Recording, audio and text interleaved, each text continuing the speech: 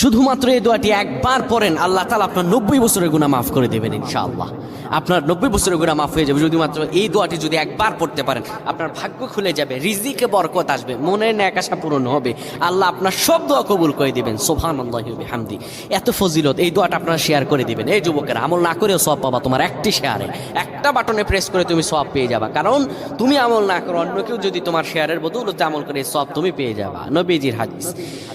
আমার ভাইয়েরা, আল্লাহর কাছে দোয়া করা, আল্লাহর কাছে দোয়া চাওয়া, এটি হলো মুমিনদের কাজ। আমার আল্লাহ বান্দাকে বলেন, বান্দারে উদউনি আস্তাজিব লাকুম, আমার কাছে চাও, আমার কাছে চাইলে আমি আল্লাহ তোমাকে দিয়ে দিব।